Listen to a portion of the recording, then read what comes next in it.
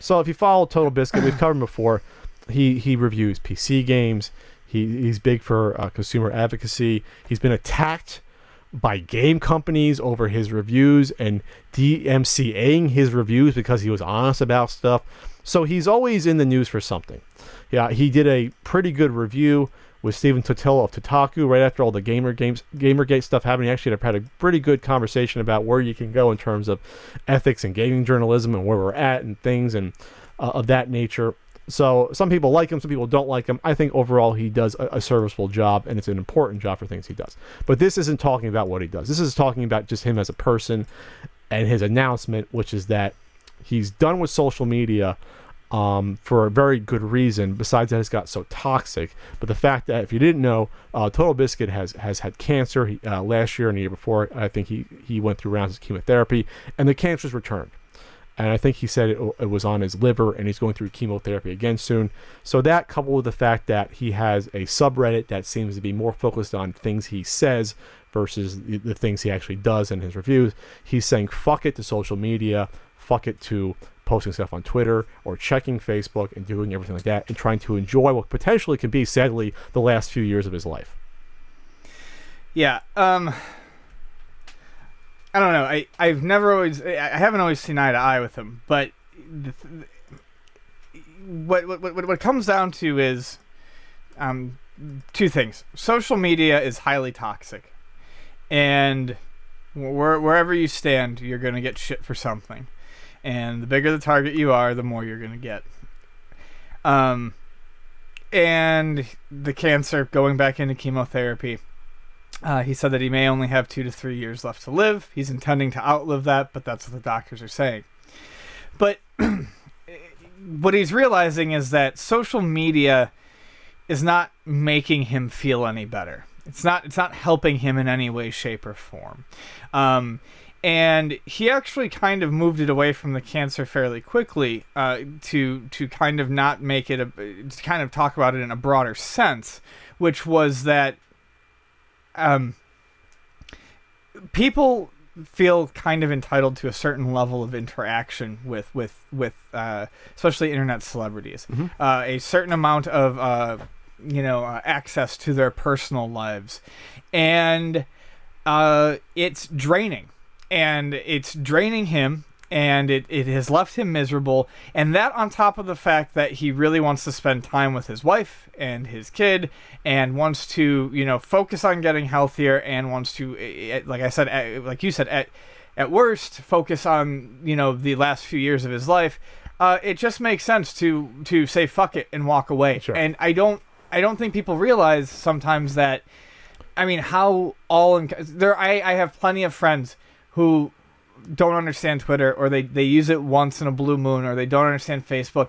I don't think people realize how all-encompassing, or how engrossing, how big of a part of your life that stuff can be if you let it. Yes. Especially if your work, if the body of what you are known for is internet-based. And social media and Instagram and wherever the hell Snapchat's supposed to be, so I still haven't figured that out, and things like that. If that's what your existence relies upon, and your friend base and social base, which a lot of people it does, and your reputation, then yeah, it can become an all-encompassing drain on you. You feel like you have to do it because, and that's what he said, and I very much respect what he's said about all this.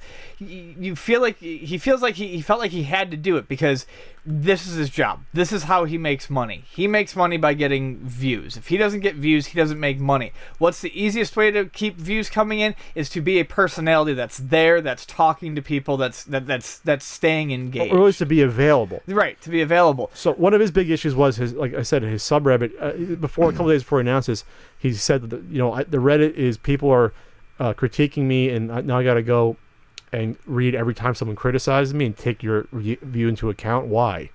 Why do I have to do that? Right. Why is that necessary for me to do that? And the argument against that, which he brings up, which I always wanted to say to some people, where people go, "Oh, you can't take criticism," and he's like, "Okay, fine, I can't take it. I'm dying of cancer." Yeah. It's more important that I focus on me versus your criticism doesn't really mean anything in the long run.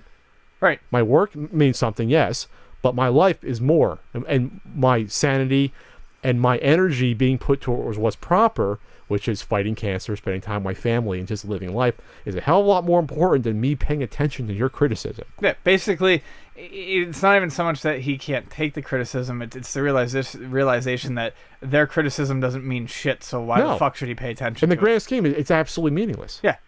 What means something is his immediate health and the people he loves around him. Yeah. So the virtual world, Twitter, the YouTube comments, it exists in a vacuum. Right. It doesn't follow you to a restaurant. It doesn't follow you when you're, hanging out with your wife or your husband or your kids. It doesn't matter. It only matters when you're looking at it, when you're there with it. When you're outside of it and pull back, it disappears. Yep. And apparently, and I've talked about with you, for some people, it can be very hard to separate it out. Mm-hmm. To sort of say, okay, here's a blockade, and once I pass through that barrier, it's gone.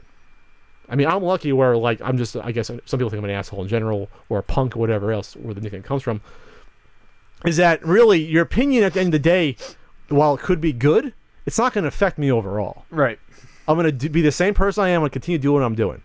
Doesn't mean I'm not going to take nothing into account, but overall, I could live without it. I hate to say it. That's what it comes down to. That was difficult when I first started doing the podcast, and I learned quickly to put that barrier up. I had to tell you can't pay attention to it. I do, and I throw punches. Or you can throw punches, but at the end of the day, after you leave a comment, what's the point? Yeah. I don't care. I don't remember comments I left 2 days ago. I couldn't tell you what I said 2 days ago. And I no longer do. If I leave a comment, that's basically where it is. I leave something stupid, and then I walk away from it. But it's also why these days I will, and I do it regularly now, I will walk away from Twitter for 3, 4, 5 days just because I get more done. I pay more attention to outside. It's just you shut it off, and you really do realize how little that stuff means. It's always a damned if you do, damned if you don't. Because people always complain, oh, why don't you respond to your fans? Why don't you interact with your fans more? Well, it takes time to do that. In order to do that, then you have to sift through the waste to get through the people that you actually want to talk to. Because the vast majority of people don't have time to leave comments. The vast majority will watch your videos or enjoy your work and not leave a comment, or if they do, it'll be a quick, this is cool, like on Twitter or whatever. But on YouTube, though, it's like this whole subculture where people will just post stuff to be funny or snarky, which is fine. That's your right to do that. People look to create their own memes, and you understand that. But there's people that just do it to be nasty. Yeah. So, and then sometimes they spin it, well, it's really criticism. And it's like, even if it is, it's like, if I don't want to deal with it, I don't want to deal with it. More often than not, I've had a ton of fun on Twitter, and even sometimes in the YouTube comment section, like meeting people and talking with people. But I totally respect his decision, where he's coming from, and could see. I'm not trying to say that it's ever affected me in the way that it probably has affected him. But what he's huge. But I can see where it snowballs into something intolerable. Because you can see the smaller part of it, because you've seen the very minute part of it. I can see and he's a guy that has. I can see the pebble that turns into the boulder at the bottom. And he's a guy that has 500,000 Twitter followers, whatever, and millions of YouTube subscribers. Yeah. So he said, I don't think I need to read your internet criticism of me. I think I'll live longer if I don't. That's a great reason right there. And that should be the end. I'm sure people probably still going to be like, well, I'm important too. No, you're not. You're not important. Sorry, you're not. You're not as important as his wife. No, you're not. And you know what? That should be the priority, meaning living longer. I don't want to leave my life and son behind. I don't want to do it. I don't want to leave my friends behind. I don't want to leave my job behind. I don't want to leave my pets behind. I don't want to leave my family behind. No, if that's a price that I don't read your feedback or I don't take your criticism into account, I'm going to pay that price. I will happily pay that price. Right. Because it's draining. If it can be draining on a small level to people that don't have as many followers, and I've seen drama and people say, I'm sick of dealing with this when they have no followers or a very minute part. This is a guy that's one of the bigger YouTuber guys out there that has to deal with it. And honestly, I don't want this to come off wrong, what price is it really for him to pay? I feel like that's almost a sarcastic comment, because at the end of the day, the moment he makes that decision and sticks to it, he's going to be a much happier person. He's going to be a better person. It's not a price. Someone's paying him, essentially. The price is that the fear of reprisal from a large group of the community that will no longer follow you because you're not going to interact with them which to me is incredibly arrogant to think that he's dying of terminal cancer. Exactly. And these are people before that knew it. This wasn't new. Right. People knew he had cancer a couple years ago. So these people are bloodsuckers. Yeah. What it comes down to.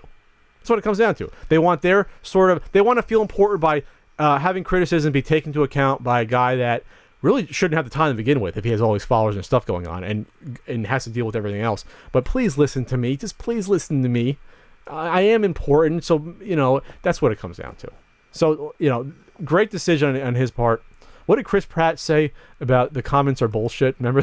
Comments are bullshit. Comments are bullshit. Doesn't mean you can't have a funny comment or something that we laugh at, but overall, comments are bullshit. Which is simply just a way of saying they don't matter. They don't. In the grand scheme of things.